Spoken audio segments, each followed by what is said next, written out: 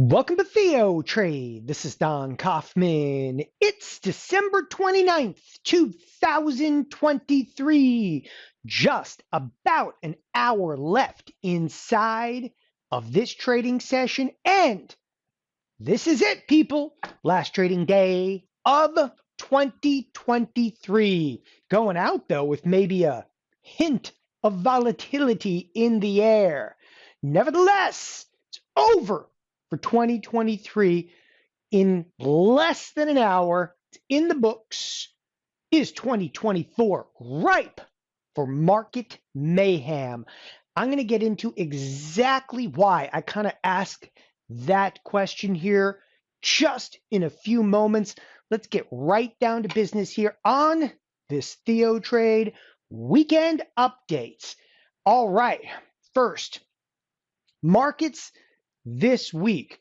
Couple little surprises throughout the course of this week. One of which, it's been a relatively quiet week, which a lot of people are like, yeah, of course, it's a holiday week of trade. It's a 4-day week of trade, which it was, right? Markets closed on Monday for the Christmas holiday. Market's going to be closed again this next Monday on New Year's. Nevertheless, we have a hint of volatility kind of emerging specifically today. S&Ps, well, today is sold off a little bit, got all the way down to 47.96. We've actually got a bid back under us, but that's really not any cause for concern whatsoever. The area that's, I think, a little bit perplexing throughout the entire week, the market has been projecting, if you will, quite a degree of volatility. And what I mean by that is if you took a look at the SPX expected move, and this is something we look at constantly here at TheoTRADE, right? So the part that, again, really doesn't make a whole lot of sense is the previous week. This is a 5-day trading week, okay? We were looking at about a $55 move being priced in. So that's the expected move. Then we came into this 4-day trading week and it was like plus or minus $56 on a 4-day trading week. And by the way, we didn't get anywhere near. We just didn't get anywhere near that full $56 move. So, what's the surprising part? What did the marketplace see, okay, that drove that volatility higher in this last week of trade? Because all of a sudden, absolutely nothing occurs.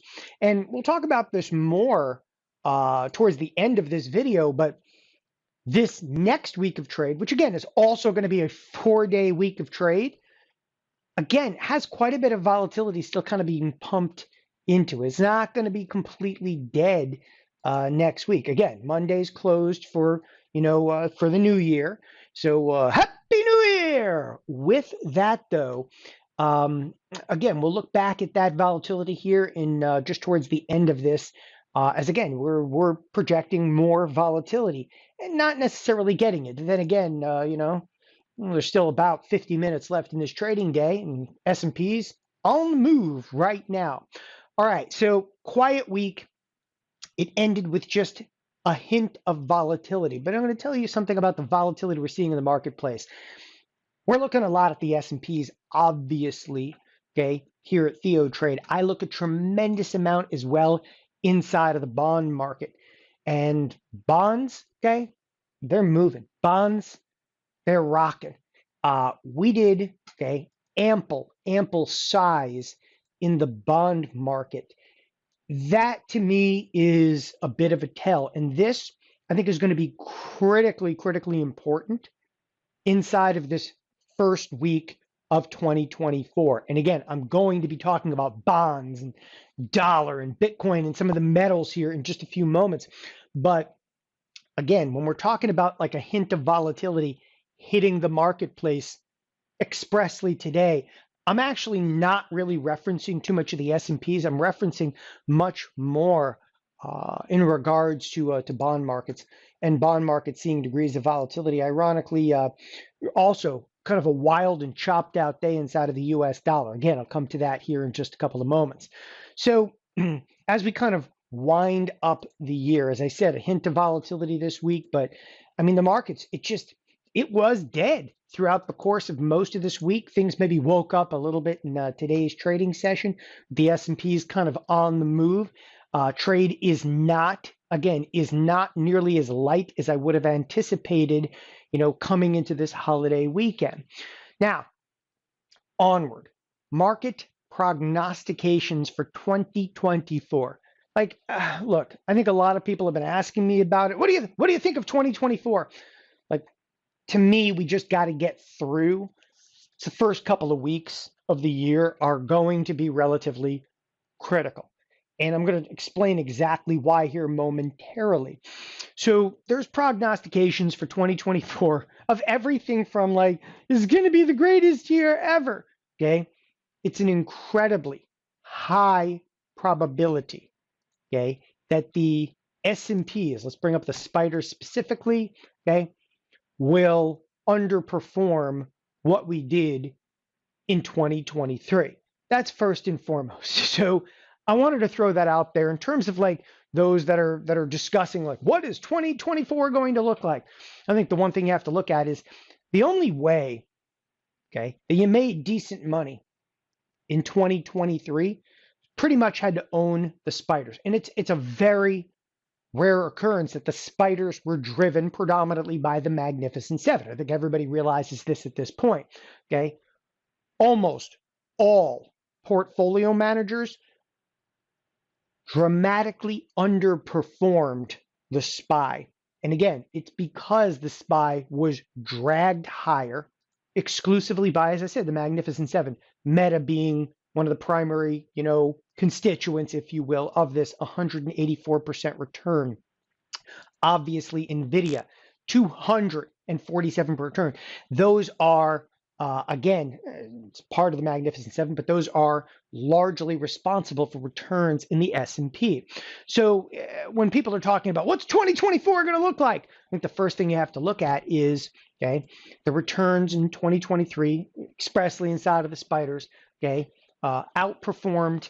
If you looked back over the last 20 years and compounded returns, average return compounded over the last 20 years is about 11%. Obviously, we did closer to 25% in 2023. Historically speaking, returns are significantly lower than this. Okay. I might fall somewhere in between, but again, people talking about 2024, there's everything from like the most rosy, like, oh, we're going to absolutely smoke what we did this year, to absolutely apocalyptic and everything in between. You want my real outlook? My biggest outlook, okay, in 2024 is it's actually less about the S&Ps, it's much more about the bond market. Again, dollar, okay, metals, which I'm going to discuss here, as I said, momentarily. Let's get right down to business, though, with some of what's right in front of us. And by that, I simply mean when we're talking about 2024, okay, as I said, to me, it's not about, well, what's the year going to look like? Look, there's just no crystal ball. What do you want to talk about? You want to talk about the Fed, which, again, you'll mention in a second here, it's priced for absolute perfection. You want to talk about the political, structure, which is, who knows what that's going to look like even a few months or even a few weeks down the road. You want to talk about geopolitics in here. It's a nightmare coming into 2024. All right. It's actually one of the things why I said we're ripe just for some market mayhem. If there's one thing, okay, and one thing only I will say about 2024 is, okay, get ready. Impact for some volatility, and volatility is coming. And I don't necessarily just mean like, here comes the VIX. The VIX is, again, whatever. I mean, look, we had tremendous movement. I just want to make a quick point with VIX. VIX actually gets crushed down to the 13 handle back in November, and yet the S&P still had tremendous movement. Now, that movement was to the upside. Nevertheless, prepare for impact in terms of volatility in 2024. There's no if and or but about it. If there's one thing that we're priced for, it's for some heavier volatility, given the fact there's going to be incredible uncertainty coming into a political situation, geopolitical situation. But to me, it all comes down to the Fed. That is what's the first major, I think, hurdle we have to get through. And it's going to be right in January. So don't worry about all of 2024. I think you got to worry about January. Just focus on January right now, and we'll get past that. The market is what I would term, when I'm talking about the market, I am talking about the S&Ps. I am actually talking about the bonds here, but the market is priced to what I would term Fed perfection. And what I mean by that is there's the spiders, which obviously rip to the upside. Okay, and one of the reasons the spiders rip to the upside is the Fed did a little dance, made a little love, got down tonight. They pivoted. They pivoted and they said, "Well, we are probably going to cut rates." The market took that and literally ran with it. And when I say ran with it, obviously what you're looking at right now is the Fed Watch tool from the Chicago Mercantile Exchange. The point being is in March, okay? So we're talking just Q1. There's a 72% chance, okay, of a quarter basis point cut. And I've talked about this pretty much ad nauseum, and that's not why I'm in here. I just want you to understand, okay, what price to Fed perfection means. So right now, okay, the rates are set at, the Fed fund futures are set at 525, 550. There's a 70, we'll call it 3% chance of a quarter point cut. There's actually a 14% chance of a 50 basis point cut. Can't say that without laughing because I think it sounds insane. Okay, it really does. Sounds kind of insane to me at this point. So you have, roughly speaking, okay, close to about an 87% chance of a Fed cut coming in March, right? So, and some of you may say, no, there's no way. That's where I'm coming with this. If you go out to the May, okay, to the May, and again, these probabilities are not just based on like a couple of people voting and being like, what do you think? It doesn't work that way. Fed funds, okay, and Fed fund futures, okay, this is a tradable, tangible marketplace. There's tens of billions of dollars being traded in this marketplace. When you start to look out specifically to the May meeting, this is May Fed meeting, right? The marketplace right now is pricing, first of all, it's pricing like 100% chance of a cut, because there is no probability for 525, 550. I just wanted you to see that. They're basically saying, no, there's definitely a cut by May priced in. Okay, let's stop right there. And if you go all the way out to December, the highest probability in December, okay, is all the way to 350, 375, okay, which indicates a massive number of quarter point cuts between effectively now and the end of 2024. And this, again, it's the best you can do in terms of handicapping. My only point to be made over here is that market is basically taken and just run with it. And when I say price to Fed perfection, it's the absolute best case scenario. The other aspect that really, really resonates with me is that people are like, great, man, they're going to cut interest rates. And then the 10-year, this is the 10-year, which is the TNX, the 10-year is going to back off. It's already priced in. So if you're sitting here and going like, woohoo, they're going to cut mortgage rates, it's already priced in. All of the Fed cuts, okay, that are supposedly coming, we don't even know if they are coming, because the Fed, independent body, and can make up their own mind. Independent, you like that? Anyway, the Fed will actually vote and see, do a little dance, make a little love, get down tonight, as I was mentioning a moment ago. It's all priced in. That's what I mean. Right there in the 10-year is what I mean, is that the market is priced to Fed perfection. Effectively, it's kind of forcing the hand a little bit of the Fed. Okay. Bottom line with this is all of that good news is already priced in. If there's one reason I'm saying that 2024 is ripe for market mayhem, I'm talking real chaos in the marketplace, I don't like this. I don't like it. I don't like it at all, because I'm going to tell you right now, the Fed could come out. And as I said, we just got to get through January. I don't care what anybody's prognostications happen to be for 2024. You got to get through January, because if the Fed even hints at they're not cutting rates as fast as everybody believes, holy crap, this is going to turn into, well, mayhem. That's exactly why I'm calling it, 2024 market mayhem. They even hint at it, okay? And I'm sorry, I am taking the other side of this. I'm looking at these rates. These things collapsed. We were at 5%. We're now at 3.8%. That is best case scenario if they keep cutting, okay, 6, 7, 8 times in 2024. They got to cut at least 6 times to get the 10-year down here. It seems insane to me. And that's why I'm just going to tell you right now, you got to be incredibly careful coming into December, through December with the positions, obviously today ending December, but into early January. As you come into early January, we're going to get a huge amount of Fed speak. Okay, they're going to lay it on us in this first 3 weeks in January, and that Fed speak is going to confirm or deny, okay, what the Fed fund futures are doing. It is the single most critical trade, okay, period, for 2024. Doesn't even like, I'm worried about the election, I'm worried about the geopolitics. Push it all aside. Again, that's why I said, the prognostications from roses to apocalyptic, none of it's going to matter. I'm serious. Within 3 weeks, none of it's going to matter. And when I say 3 weeks, because the Fed goes into the quiet period before they actually have their January meeting, it's on. Like, this is going to get crazy in the next 3 weeks of this marketplace, because if there's even a hint that the Fed is not going to cut as early, okay, as often, then this marketplace, S&Ps are going to be in trouble. But I think the marketplace that's probably the easiest to handicap, okay, and it is the easiest to handicap. If the Fed is not going to cut, you're going to see a big sell-off in the bonds. It's going to be vicious. And I am absolutely positioned for that at this point in time, specifically inside of the TLT. I have kind of a funky position on, but I've gone out in the TLT. I've sold a boatload of calls, turn around and purchase put spreads in here.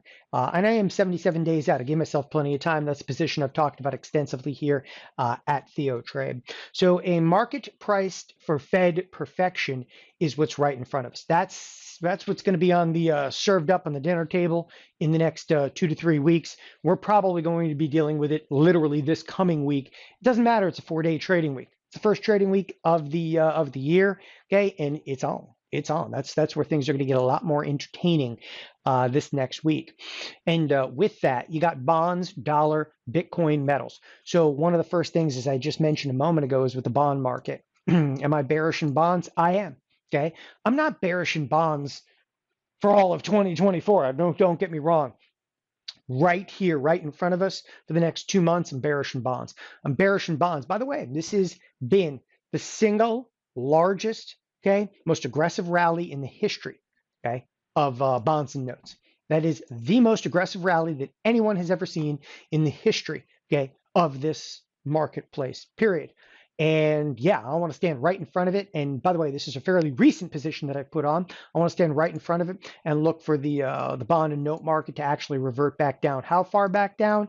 Okay, time will tell. But for instance, the bond market to have a decent pullback, even to the 115 handle, it's a big move, right? The 115 handle doesn't seem out of bounds. Okay, for some of the wild move that we've presently seen to the upside.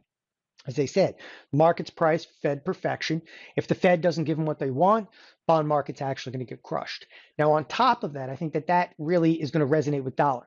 Look, okay, this is, in terms of the dollar is a bigger call. This is for a larger portion of 2024. A lot of people are actually looking at the dollar and they're talking about like, dollar's going to get killed. Look, dollar already got killed. Dollar already got killed. If you look actually on a 3-year time horizon, this is a significant move back down. I'm not saying the dollar is not done, okay? I think the dollar could continue to sell off to some degree, but I am not bearish on dollar coming into 2024. On the contrary, we are going to cut rates at some point in 2024, but as the Fed starts to actually cut rates, it's already priced into the dollar.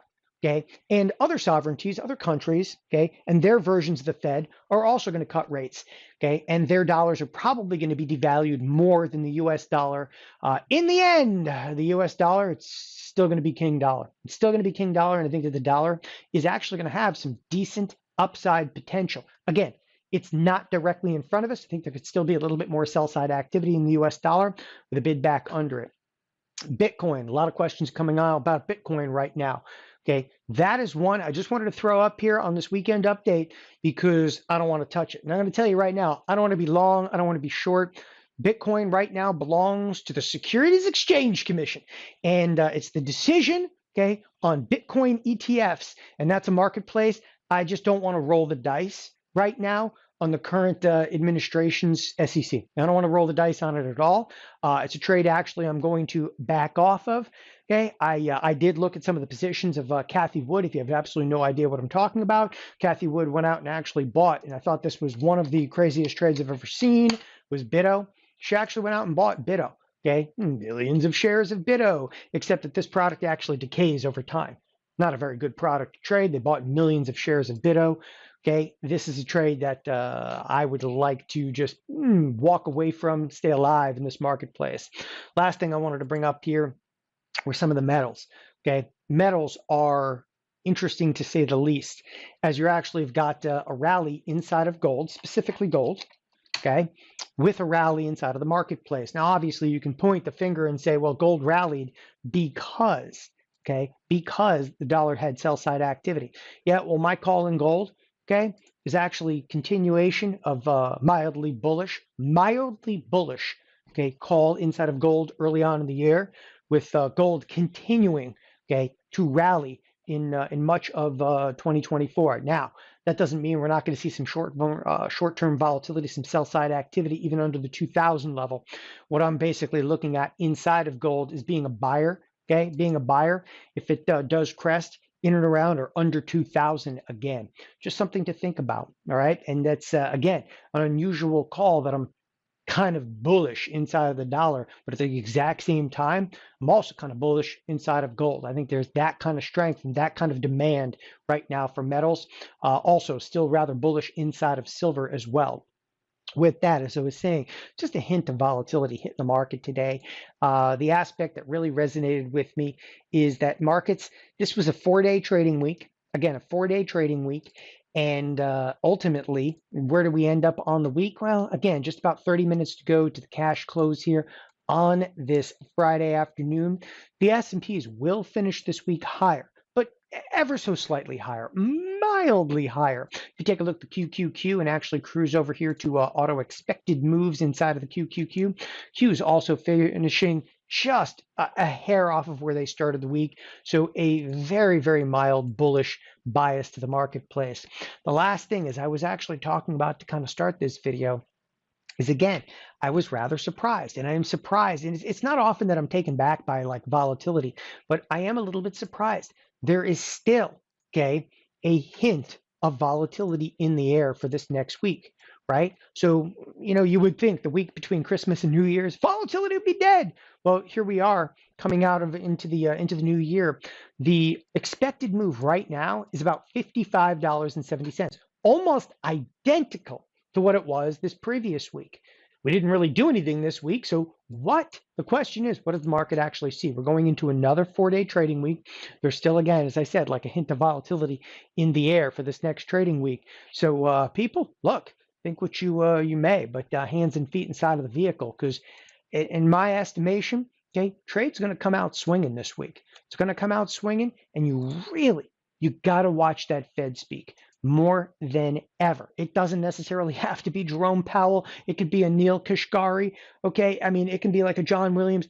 Any of them. They're going to move this marketplace in these next few weeks of trade. Thanks, everybody, for joining us here at TheoTRADE. Have a happy new year. Bye-bye.